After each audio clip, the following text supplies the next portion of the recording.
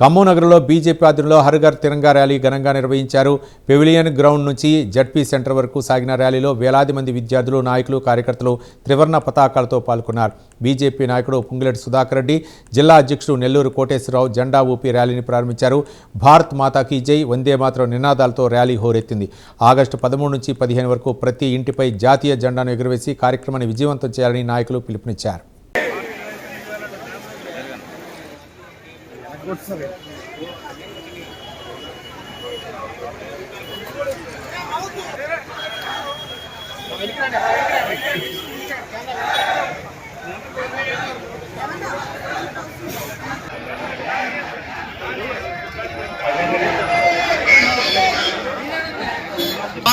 శుభాకాంక్షలు తెలుపుతూ ముఖ్య అతిథిగా ఇచ్చేసినటువంటి సుధాకర్ రెడ్డి గారిని మాట్లాడవలసిందిగా కోరుతున్నాం. రిలీఫ్ హాస్పిటల్ అధినేత రమణజ్యోతి గారిని మాట్లాడవలసిందిగా కోరుతున్నాం.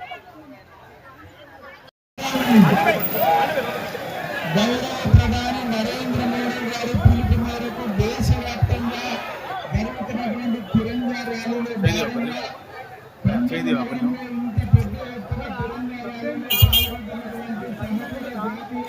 పండుగ మతాలకి కులాలకి అతీతంగా జరుగుతున్నటువంటి పండుగ ఇది. జాతీయ జెండా పండుగ, హర్ ఘర్ తిరంగా పండుగ, జాతీయ ఐక్యత పండుగ, జాతీయ సామరస్యం పండుగ, మత సామరస్యం పండుగ, విద్యార్థుల భవిష్యత్తు పండుగ, యువకుల భవిష్యత్తు పండుగ.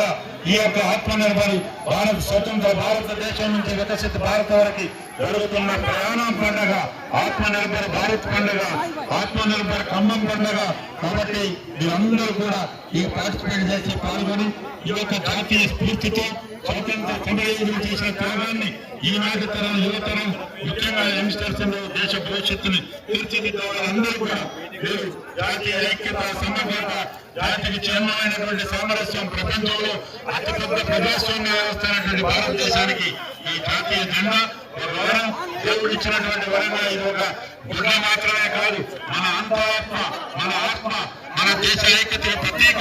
కాబట్టి ఆ దిశలో అందరం కలిసి ప్రయాణం చేద్దాం, ఈ పండుగలో పాల్గొనండి అని యొక్క పెవిలియన్ గ్రౌండ్ నుంచి పెద్దలందరి సమక్షంలో మరి మెడికల్ హాస్పిటల్